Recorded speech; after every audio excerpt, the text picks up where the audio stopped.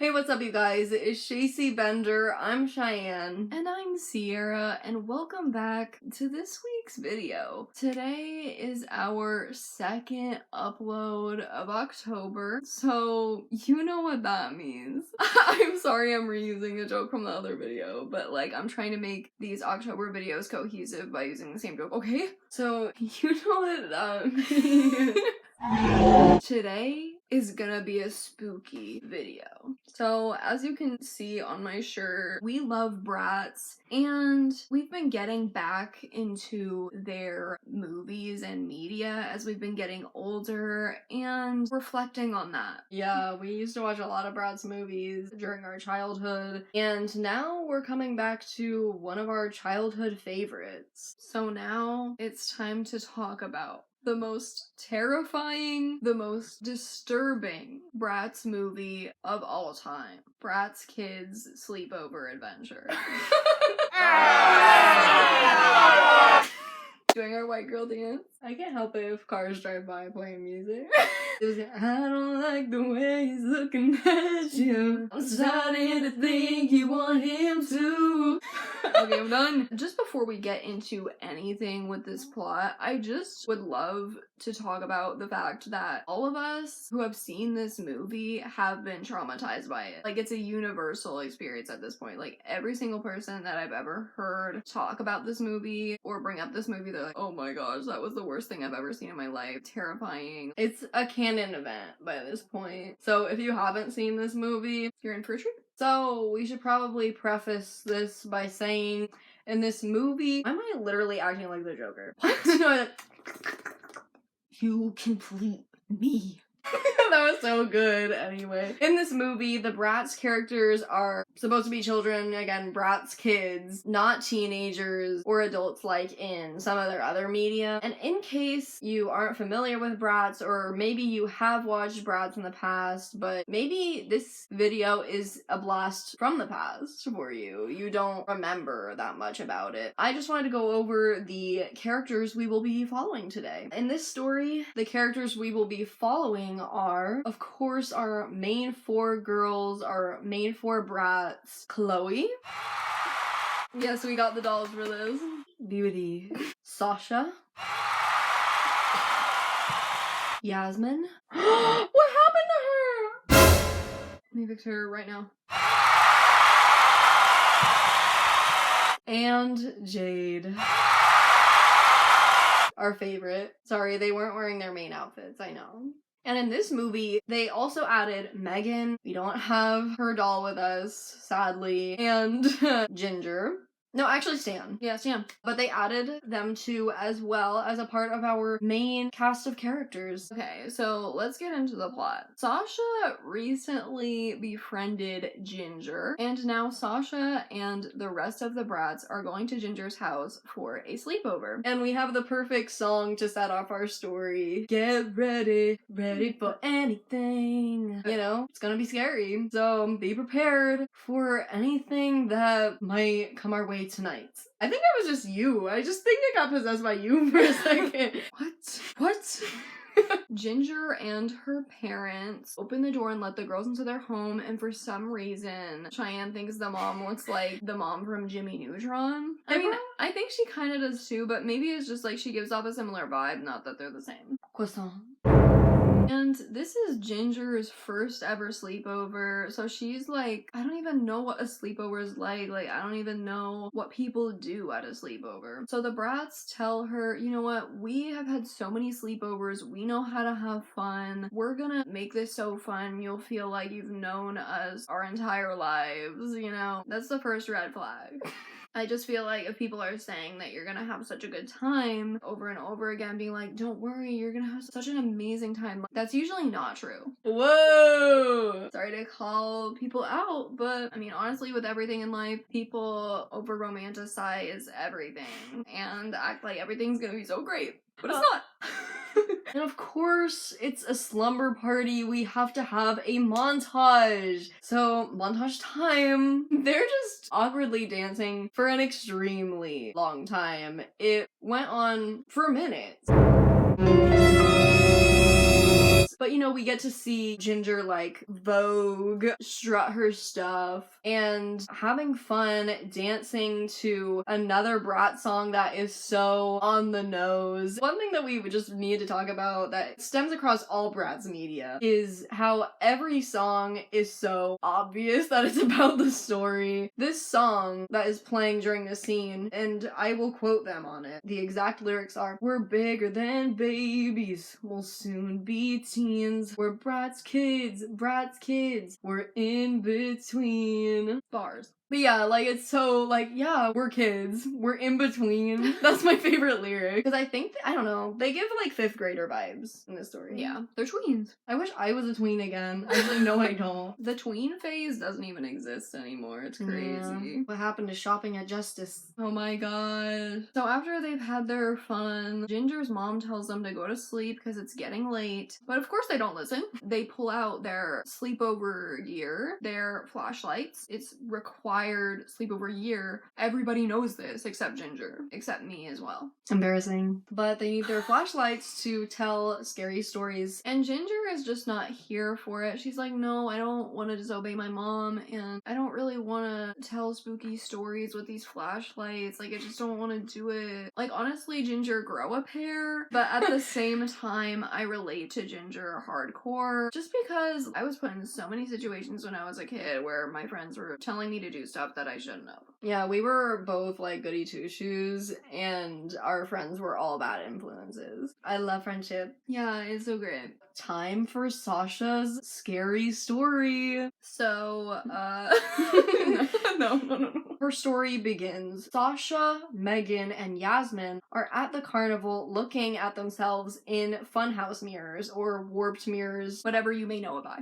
My favorite thing is that with the dialogue of this movie, they don't talk like children at all. Sasha, girl, what happened to you? Girlfriend, that is really twisted. They really could have been teens in this movie if they really wanted to. But I just feel like they wouldn't do these types of plot lines with the Bratz if they weren't the Bratz kids. For some reason, in this story that Sasha is telling, Sasha in the story is self-absorbed, which is so not like her character. I don't know, but it's Sasha's story, so I guess she can make up whatever she wants. So she's so self-absorbed that she just can't stand that she can't see herself in the funhouse mirror because Yasmin and Megan are in the way and they're looking at themselves in the funhouse mirror. Literally in this movie, her big Bratz Kidz head is just as big as her ego.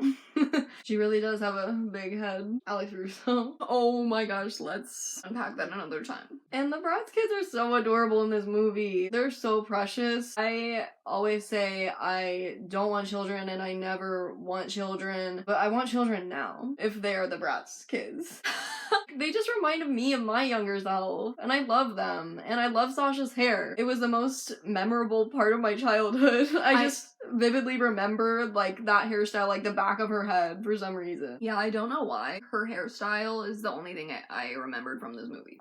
It was the main takeaway, that she had a cute bun hairstyle. Anyway, she walks into a different room to look at a different mirror that had doppelganger engraved in it at the top. And Sasha starts testing the mirror by making silly faces and dancing, and she realizes that her and her reflection are not doing the same things. I don't know, the amount of times they had her, like, gasp, like, over and over again. I don't even know, we'll have to count. It was kind of crazy. I can't even tell if it was the same sound bite, just repeated over and over again. So Sasha is just so freaked out by this, and when she gets close to the mirror, literally, her reflection comes out and throws her across the room and hops out of the mirror. Sasha's reflection is so, like, demonic. She's just very scary, honestly. She keeps making this weird face, like...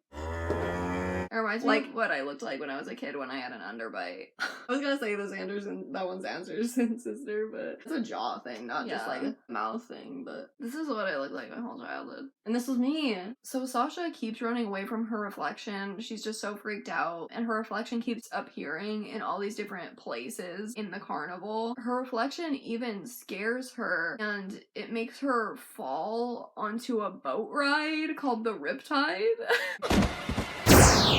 Don't worry, it'll come up again. We love the riptide. It's gonna be in this movie a lot. So she goes back to the room where the doppelganger mirror was in the first place, and there are just tons of mirrors surrounding her now, with reflections of herself cackling at her. One of the reflections literally grabs Sasha, throws her in the mirror, and jumps out. And now Sasha is trapped in the mirror. I thought that this was going to happen to me when I was a kid. It was the most terrifying thing. My reflection, like, going out into the world and living as me and just being an awful person. So they claim that Sasha was trapped in the mirror because of how self-absorbed she was. And what's funny to me is that this movie really loves teaching kids lessons for some reason, and parents always complained about how inappropriate Bratz was. Like, they weren't sending any good messages to children, which is honestly such a lie. I know, like, why didn't you have your kids watch Bratz Kidz? As if the other Bratz stuff wasn't teaching, wasn't positive anyway, but I'm just saying, these stories specifically, they're really trying to hone in, like, these very oddly specific messages. The reflection, Sasha, is like, you just loved looking at yourself in the mirror so much. Now you can look at yourself all the time. Yeah. You were so obsessed with yourself, now there's a ton of you to look at. So yeah, that was the lesson of the story. It's just funny to me that even beyond the whole parent thing that, how they felt about Bratz, it's just a thing where these are supposed to be scary stories, not moral, like, lessons, but thank you. Now I know to not look at myself in the mirror like 20 times a day, because, like, oh, I'm so high, like... So now it's time for Chloe to tell her scary story. This actually happened in my neighborhood. I didn't know she was real. I think it's hilarious that Chloe said that this story happened in her neighborhood, because wait until you hear what this story is. Just wait. In her neighborhood, more like it happened to her, but she's just a liar. Yeah, well, I mean, in all of these stories, the main character of them is supposed to be the person telling it, even though it's like a warped version of the character. Again, like, Sasha's personality was all off. It's supposed to be just like the characters playing these roles. Her story starts off with Chloe standing in front of the pet store, and she is begging her parents to get her a dog. And her parents discourage her by saying that a dog is a really big responsibility. And her parents honestly bring back really bad memories for me, personally. Her mom just looks like a Karen, and her dad made me severely uncomfortable as a child. I don't know what it is about him, like, if he just reminded me of, like, a scary man that maybe I saw when I was a kid, but he makes me severely uncomfortable. Like, you know what? Like, he looks like a person. He really does. Yeah. Like, your school gym teacher or something. Literally. But here's the thing, though. Her mom actually reminds her dad that they did tell Chloe, if Chloe got good grades, that they would consider getting her a dog. So with this in mind, her dad decides, you know what? Mrs. Winters down the street is actually looking for a dog sitter. If you can dog sit and everything go fine and prove that you can take care of a dog and prove that you're responsible, then we'll think about getting you a dog of your own. Get ready for this. And for some reason, during this conversation, Chloe's mom really loves dog poop. And, like, she was describing all the things that Chloe would be doing for the dog, like feeding it. But then she's like, clean up them poopy pies. She wants to eat it. Yeah, I'm kind of convinced. Pick up his poopy pies. And also during the scene... Okay, I guess I'll say it. When we were watching this, like, I just kept telling Sierra, look at the people in the background. You need to look at the people on the street. I love them. I know that they're just, they shouldn't matter. They're just random extras, if you will, walking down the street in this Bratz movie. But they all look like they should be models. Especially there's, like, this one guy who looks like he should be in, like, early 2000s or 90s boy bands. And we'll see even some familiar faces that we'll see later in other stories. They're iconic. They're beautiful people. Chloe arrives at Mrs. Winters' house and rings the doorbell, but she hears a strange voice coming from inside that is obviously not Mrs. Winters. So literally, who is that? Hello? It kind of almost sounds like a tape on repeat. For some reason, come in!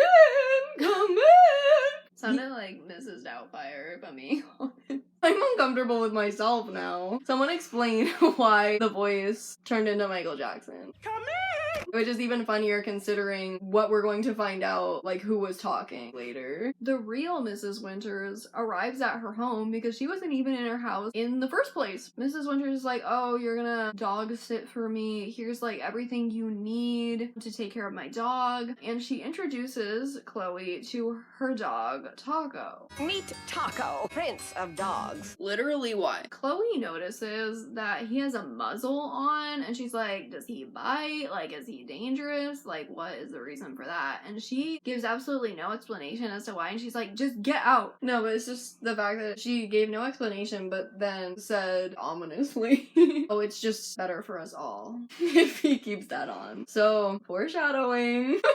Then for some reason, Chloe starts wearing the dog bowl that she was given by Mrs. Winters as a hat, and it literally, even when she like bends over later in the scene to like do stuff with the dog, it does not fall off her head. It's just stuck there now. Yeah, I love the animation shortcuts and or errors of this film. I think it was on purpose. Like, they're like, we just want to put it on her head. She tries to walk Taco back to her house, but like he's just not moving. He seems upset, and she's like, oh, it's probably the muzzle. He's probably uncomfortable. So she takes the muzzle off and they go on their way. But as they're walking, Chloe keeps hearing the voice of a middle-aged man over and over again speaking as she is approaching her home. She turns around and realizes it's the dog. You can talk! Yeah, and you can walk on two legs. It's the dog. It's George Lopez. What? Someone please relate. Oh, Beverly Hills Chihuahua. Or Yeah, whatever. like someone please relate to me. Someone please express their distaste for any George Lopez animal movie because I can't do it anymore. Chloe tries to show her mom that Taco can talk, but of course he doesn't. The most annoying thing about movies like this is that they'll have the dog like make dog noises but with a human voice, and then the people still won't literally get that the dog has like the voice of a person, but whatever. So Chloe gets mad at the dog, and this dog is so irritating and acts like a misogynistic man. Instead of being like, make me a sandwich, this dog would say, get me a steak. And I'm pretty sure he did. And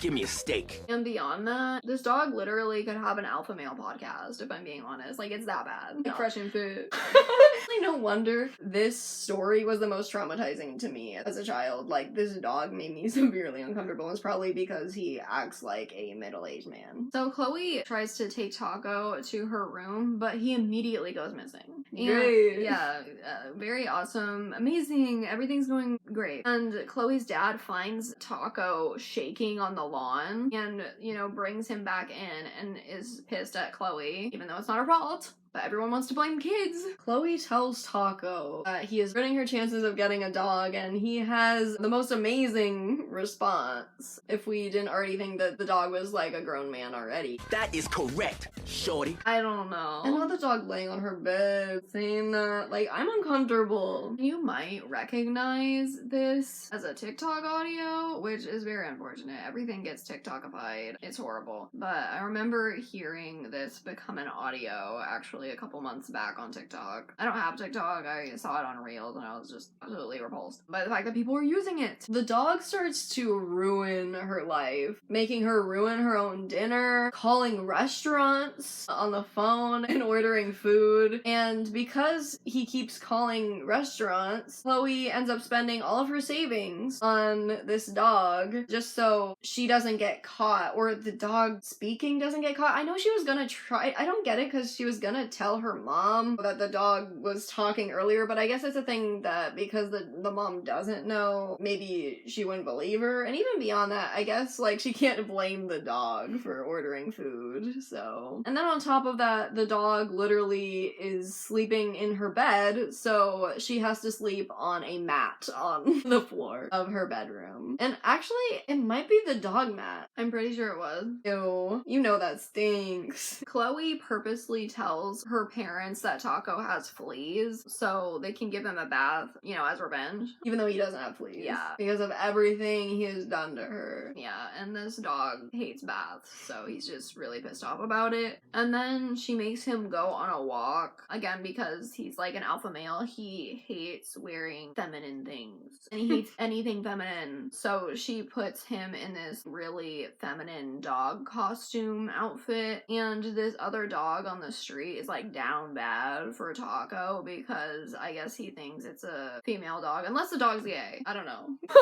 I don't know. And of course they would do that again, like these dog movies. There's such thing as like these dogs finding other dogs hot. It's uncomfortable. And I'm done with it. Taco surrenders and tells Chloe to take him home. He is done. Chloe's parents give Chloe a new puppy because she did such a good job and she proved that she could be a good pet owner. But then a pizza delivery guy comes to their house because the new puppy apparently can talk too and ordered pizza on the phone. So I guess Chloe having a pet is just a lost cause because honestly, I am disgusted. I am disturbed. Every time I watch this movie and get to the end of the story, I'm just like, I want to throw up. I'm so disturbed by the face that the dog makes at the end. It's infuriating. And the music, I'm just so done. Also, before we move on from this story and move on to the next, we just need to discuss how dumb Mrs. Winters is, being like, oh, no one's gonna find out that my dog can talk because the dog has a muzzle on. But like, the dog is gonna have to get the muzzle taken off at some point to eat and stuff, and then the dog is gonna get caught talking.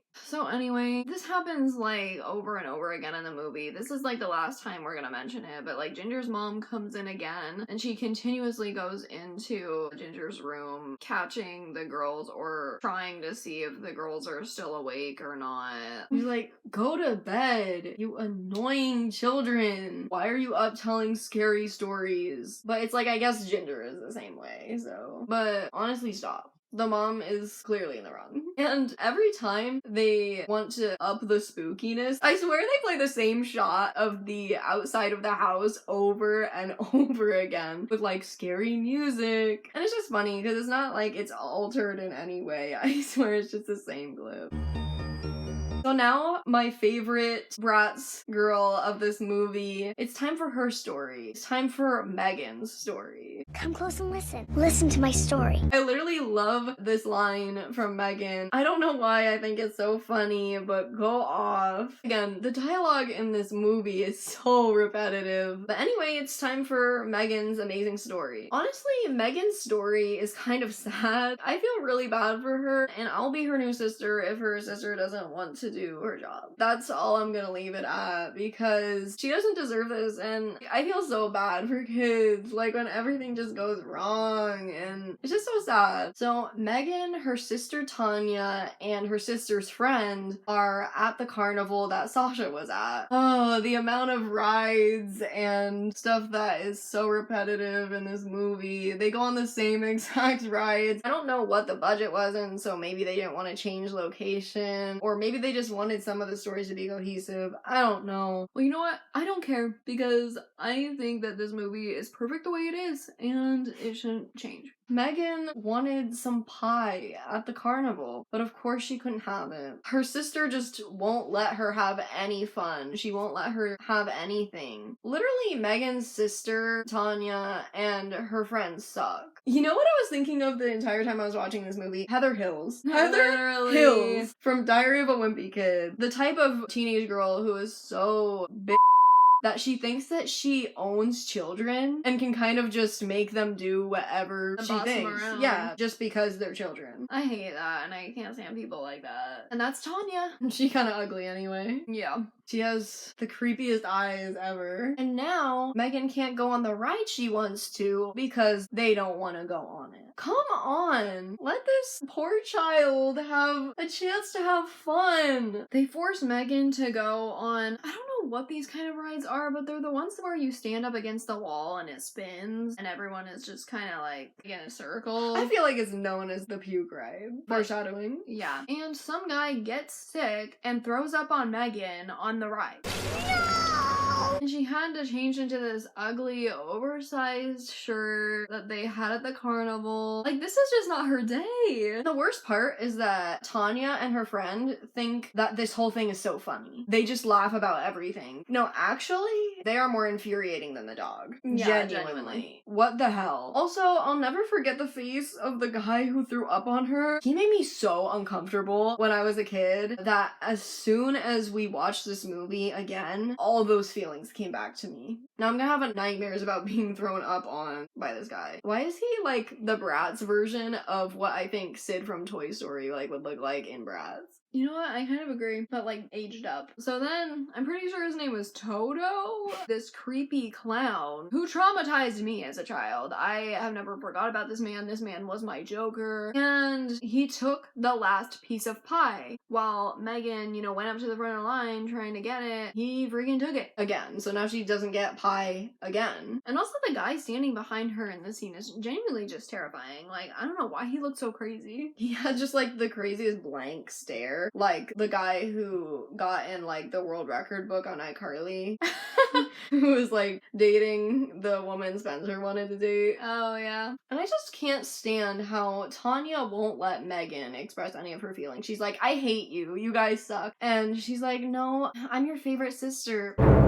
Don't be so dramatic. To try to make up for things not going Megan's way, which is literally her fault anyway, Tanya gets Megan ice cream, but then the freaking clown bumps into her and makes her lose a scoop. And his voice does not match what he looks like. You would think like, kind of like that gross, greasy, middle-aged man, like who only wears like an undershirt with a beer stain on it, from like a cartoon on Adult Swim or something.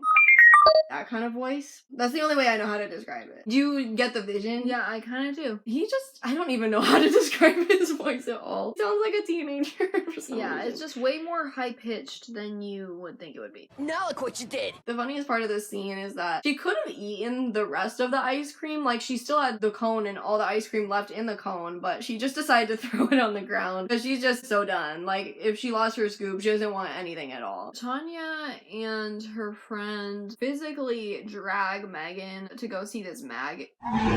It's really big maggot. The world's biggest maggot. The maggot show. Yeah.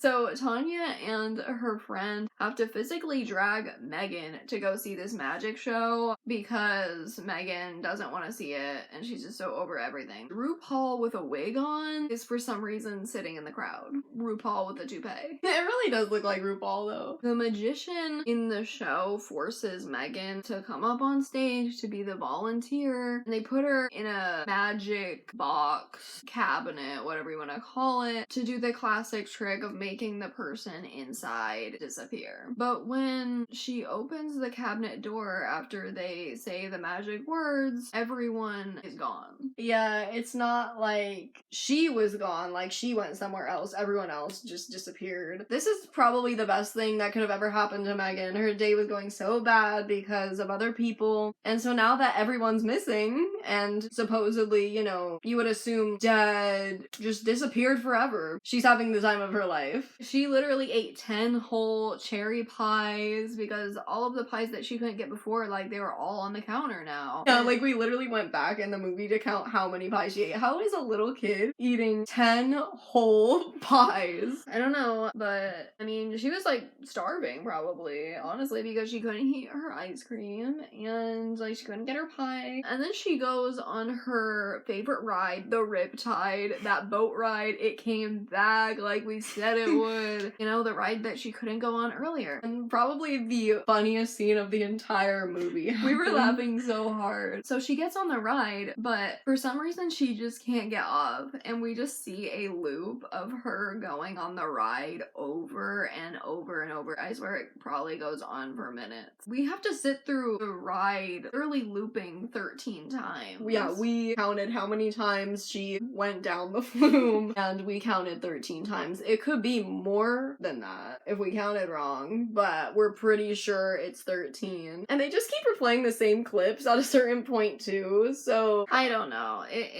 if you were gonna just keep showing her like going down the ride, that's fine, but it just came to a certain point where they were like, oh, we don't feel like making new shots and angles, just keep replaying the same clip. angle, like, over and over again. Also, I don't know how the ride was running without anybody controlling it, but okay. So somehow she gets off the ride. I don't even know how, because it was just still, like, continuously looping. And all of the pies that she had eaten before are all back on the counter, Even though no one's there. that scary clown from before is just laughing really hard while standing inside of one of those fortune teller boxes. Cheyenne says the animation is not matching up. Yeah, it was more like, I don't know why, like, again, him laughing didn't match up with his mouth movements. He was like, oh. I don't know, everything just is really scary everywhere Megan goes. She literally just has a mental breakdown and gets on her knees in front of this hanging clown. I'm pretty sure it wasn't a real clown. It was just like a stuffed clown. Like, not taxidermy, but like, I don't know how else to explain it. No, but still the shot from above, like the angle, is so funny. Just like this hanging clown, like, over her. So then she goes back to the cabinet to get back in it, and Sierra was talking about, like, oh my gosh, sound effects in this movie are so satisfying, and I couldn't agree more. So she picks up the magician's wand, gets in the cabinet, and wishes that everyone reappear. And when she opens the cabinet, they're back. It's so annoying that Megan forgave Tanya. Like, I know it's her sister, but honestly, she shouldn't have forgiven her. But she did, so. Now it's time for Yasmin to tell her scary story. The worst story. But actually, it's really boring, so we're not gonna spend too much time on it. It's not a scary story. Not even remotely. Not even a little bit. I mean, this movie is great, it's amazing, but it almost makes me think, did they run out of ideas? They really, I don't know. They're reaching with this Yeah, one. she just had a really bad story. But anyway, let's just get through it quick. Yasmin really wants a charm bracelet because everyone else at school has one and she doesn't. And she's begging her mom to get her one, but her mom is like, you're gonna get sick of it. It's just a trend. Nobody's even gonna be wearing these next week. Because obviously her mom would know what's in style. Yeah, she knows all about the fashion trends. And it's just too extravagant and too expensive for a little girl to have to take care of and, you know, be responsible for. Dana's birthday is coming up, and Dana is another Bratz character. We do have a doll of her, but we're not gonna go up and grab her. Yeah. Just to show you who we're talking about. You'll see who we're talking about eventually at some point. Yasmin's mom sends Yasmin to go buy Dana a gift for her birthday. 'Tis better to give than to receive. That's the message of this story. Honestly, there's two messages to the story, but we'll get to that when one of the most banger songs I've ever heard plays in this film. But why 'tis? I don't know. Her mom, she's Shakespearean. 'Tis true. Yasmin, actually, while she's going and looking at stores, she sees the charm bracelet that she wants in the storefront of a jewelry store while trying to find something for Dana. And I don't know, for some reason, the whole storefront, like, it just looks like a picture, like, it's not even 3D rendered or anything. It literally Yeah. looks like episode the game. But Yasmin, because she's selfish, decides to spend most of the money that her mom gave her on a charm bracelet for herself and just gets Dana a cheap flower vase. Yasmin gives Dana the gift, she gives her the vase, and Dana loves it, despite it being inexpensive. And Dana's funny. She's like so overly bubbly and nice to the point that she seems kind of dumb for stating the obvious. Like, Yasmin gives her gift, then she looks at it, it's like, oh, it's from you! Well, maybe Yasmin the whole time was just giving her gifts That's true. that were on the side. I don't know. Maybe That I happens shouldn't at crap parties. on Dana. I'm sorry, Dana. Yasmin goes to school to show off her new charm bracelet, and everyone is acting like it's already out of style. Notice anything different?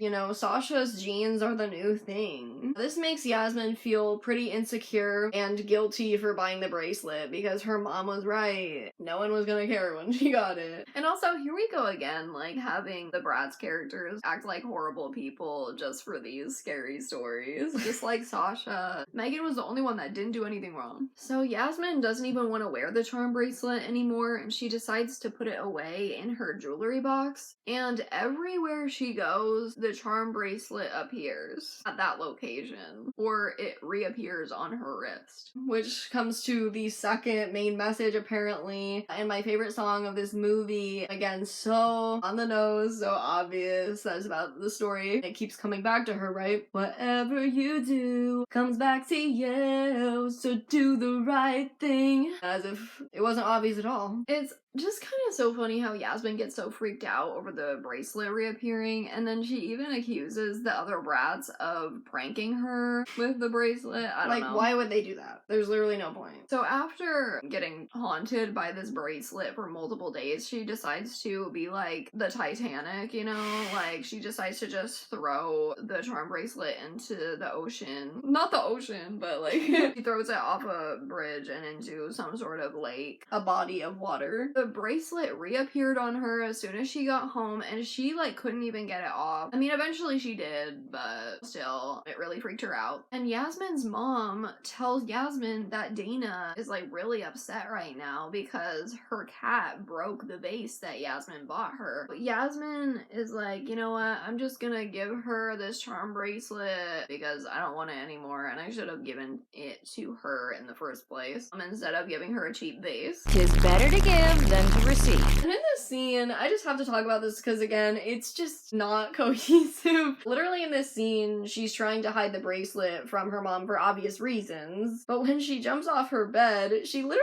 flashes the bracelet in her mom's face, but then they cut to the next shot at a different angle with the bracelet, her holding it, like, behind her back as if what just happened never happened. So I guess we're just supposed to act like she never just, like, literally shoved it in her mom's face, but it's alright. Yasmin confesses to Dana what she did and gives her the bracelet. Dana forgives her. Dana is way too nice about this whole thing. Like, she literally doesn't value your friendship at all, to a point that she gave you a cheap flower vase just to get herself a charm bracelet. Like, honestly, what a jerk. And that's the story. Yeah, I don't think that a reappearing bracelet is really life-threatening or scary. Like, Sasha literally got trapped in a mirror for eternity. Then it, like, cuts back to the girls again, and Ginger is just getting, like, so upset over these scary stories that aren't even scary at all. And she admits that she's a wuss, and she hates the stories. Okay, I'm a sissy. And she wants everyone to stop telling stories, but Jade hasn't told hers yet, so everyone is like, please, let Jade tell her story. Even though we're pretty sure they accidentally, like, were saying that it was Chloe's turn, even though she already went. I don't know, that really confused me. It's time for Jade's story. This is so much fun. Having the time of my life. So Jade begins her story. The main four brats, Chloe, Yasmin, Jade, and Sasha, are at the carnival again, but thank God they are showing us a different location and a different ride this time. They plan on going on the Monster Dungeon ride. Sasha, Yasmin, and Chloe start talking about how scary the ride is, but Jade is a skeptic and is kind of annoying about it. Like, she's so rude about it. She's so scared of them thinking that she's scared that she just starts putting them down. Get serious.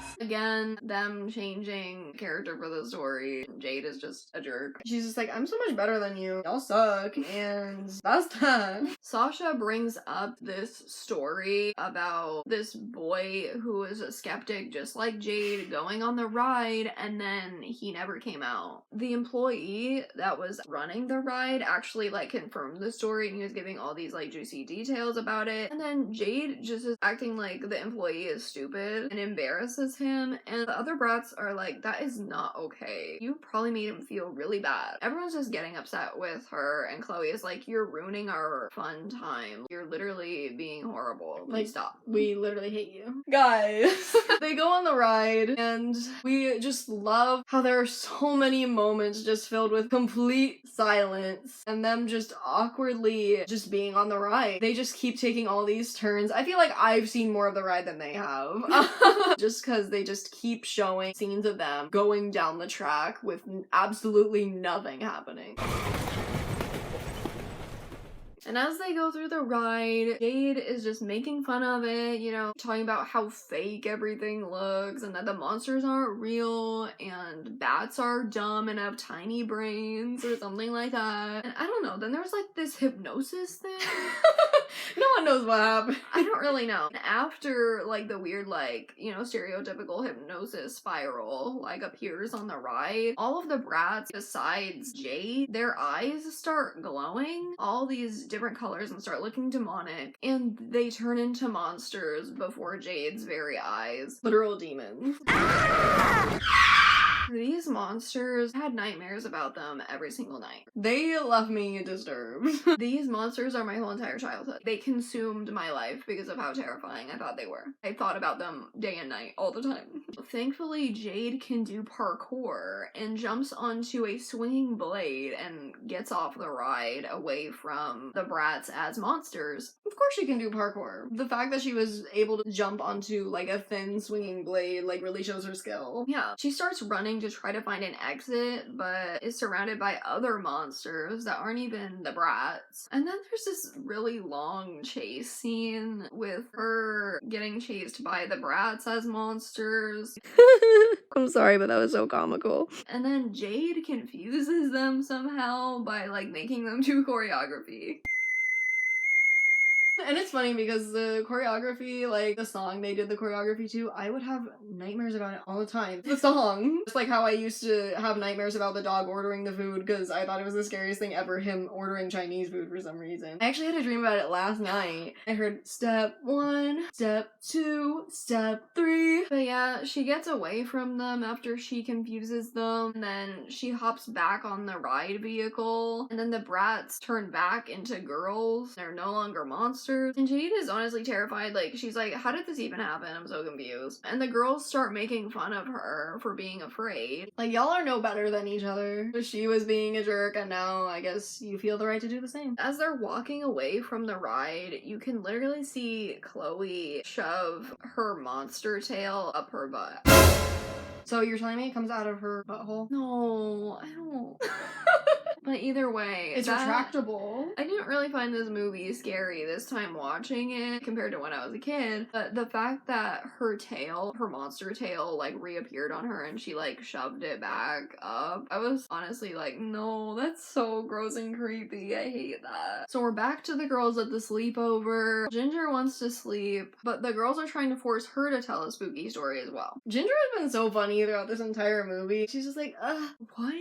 No, she actually says that, what? Yeah, like so many times. What? So she tries to tell a scary story. She's really bad at it. Everyone is like being annoyed about the whole entire thing. I just had a revelation. I thought that she sounded like somebody when she's like rambling on about her story. She literally sounds like the twins from the Elf on the Shelf story. She does. But she's like rambling on. She's like, they had a really good time. She gets so scared of her own story. She's like, it's too terrible. I can't even tell it. So she runs out of the room. And the brats feel bad about forcing her to tell a story and just forcing her to stay up and listen to all these stories too all night instead of, you know, listening to Ginger's mom. They try to go look for her because they're like, we're being obnoxious. We feel bad. They try to look for her all over the house and they can't find her. The house is honestly really scary. Like, it's completely wrecked, cobwebs all over the place, ghost hauntings, honestly insane. And they can't find Ginger's parents either in the house. Like, nobody is there. They start getting so freaked out, they just all run out of the house, and as soon as they step like off the property, there's literally a no trespassing sign on Ginger's house that wasn't there before. And you can see that the house literally looks run down, abandoned, like Condemned. Yeah, I was just gonna say, this house looks like it should be condemned, like no one should have even been in it. So, did Ginger actually exist? Did she actually move in or not? And as they're trying to like go figure out what they want to do, like they're like, oh, let's go to my house. Like each of them are like, or we can go to my house, like because they're so afraid and they're just like, let's just go somewhere. They see all of the people from the scary stories that they told that night. They saw Mrs. Winters. Sasha ran into her reflection. Yeah, they ran into Toto the clown. Ew. If I ever come across Toto the clown, I know it's not actually possible, but like if we were saying that it was, I'm done. I'd be too traumatized to live on after that. Anytime they try to go into any of their houses, when the door opens, it's just Ginger and her dad being like, oh my gosh, we're so excited to have you over our house for the sleepover. Every single house they open the door of, they're behind it. Let's check out door number 3. They go to Sasha's house, and when Ginger and her parents open the door again, they scream and like drop to the floor. Death drop. They love Drag Race. RuPaul was in the story! Oh my gosh, it's all coming full circle. They were all terrified. But why, you may ask? Because all of the brats turned into monsters again. And the movie ends with all of the girls turning into their monster forms once again. Just ew, like they're eating bugs and stuff. It is so funny though to see these monsters walking around with little girls' voices. I guess we could try going to my house. And they're gonna sleep in the sewer tonight. That's where they would preferably like to stay. That was Bratz Kidz Sleepover Adventure. Quickly, before we wrap up this video, let's do a scary story ranking. Let's completely crap on the people who failed and uplift the people who deserve it, who actually told a good story. So at number 5, like we said before, Yasmin's story was just not that great. It was kind of bland. So she's at number 5. At number 4, we have Chloe's story. It was pretty spooky, but at the same time, it was just kind of gross. Yeah, like, it had also just better competition, and even beyond that, I'm already afraid of animals, so this is just my complete nightmare. Maybe that's why it should be number 1. Honestly, if we're talking about the scariest, for me personally, not best story, Chloe's would win. At number 3, we have Jade's story. I think it was pretty good, and I had to put it high up there because of the nostalgia for me. Literally, that scared the hell out of me when I was a kid. At number 2, we have Sasha's story. That was pretty good. I think it was pretty good. Solid story, and Sasha was my favorite character when I was a kid, so of course we gotta put her up there. And at number 1, my favorite girl of this entire story, our girl Megan. She had like the most traumatizing story because there was so much hurt and pain. Poor little girl. She deserves so much better. Because like actually that would be like my worst day ever. Yeah, genuinely. And that is it. Step 1, step 2, step 3. This was so nostalgic for me. I know that it's not the best movie out there, but I can't tell you how much fun I had watching it and how much I enjoyed myself. Yeah, and I will definitely be watching this again next year for Halloween because honestly, it's pretty spooky and it's fun. And I love Bratz so much. Also, the DVD special features were pretty fun too. We were doing scavenger hunts and like fighting each other. I hurt my foot really bad because I, tried to run up the steps too fast. Like the aggression was at an all-time high and I didn't even win. When you really get into the Bratz Kidz Sleepover Adventure DVD special feature, scavenger hunt, stuff goes down. But they also were giving a lot of conversation starters for children. Like who are probably like socially awkward. Now they can get to know the people at their sleepover. Yeah, like we're socially awkward, so even though we've known each other for our entire lives, we really needed help. Yeah, so we were like using these questions and icebreakers and like trying to guess each other's answers and like get to know each other better. So let's just say our final thoughts on the movie as a whole. What do we think? Beyond like just saying it was good. So my final thoughts, I don't know why. Going into this, I really thought I was going to be as terrified of this movie as I was when I was a kid because I haven't seen it since I was a kid. Yeah, so we still had all those same feelings. I wasn't as terrified, but honestly, it's more unsettling than horrific, like how I thought it was. This movie's more gross than anything. It's the same way I feel about It. Which is funny because it's like an actual horror movie, but I don't think It was scary at all. It was just kind of gross, There's like that one monster with like saliva. Yeah. It's like that kind of thing. It's just, ew. The monsters, ew, gross. But obviously Bratz Kidz Sleepover Adventure is a way better movie than It. Duh. So yeah, that's my final thoughts. So we hope you guys enjoyed this spooky video. So far, I mean, I've really enjoyed doing this, Yeah. If you didn't see our last spooky video of October, we talked about the Goosebumps episode starring Ryan Gosling. So go check it out. Sorry, we were going to dress up as the Tweeble twins for our Halloween costume, but the video is just not gonna get up before Halloween. It's probably gonna get up early November, because we want to be able to show you guys what, like, our Tweeble twins guys Halloween cosplays were. We want to show you guys like our little process of doing the little crafting elements that we had to do for it. You know, we want to put effort into that and we don't want to rush that. You guys will be seeing that video, just not as soon as we would like. So you will get to see our evil twin Halloween costumes at some point. If you enjoyed this video, please give it a big thumbs up and subscribe. We have a gaming channel and we also did a spooky video on there. We played the Monster High video game on the Wii, so go check that out. Also, comment down below your thoughts. How terrifying did you think it was? This should be rated R. Genuinely, oh my god. God bless you. Jesus loves you. Have an amazing day, and we'll see you guys next time. Bye.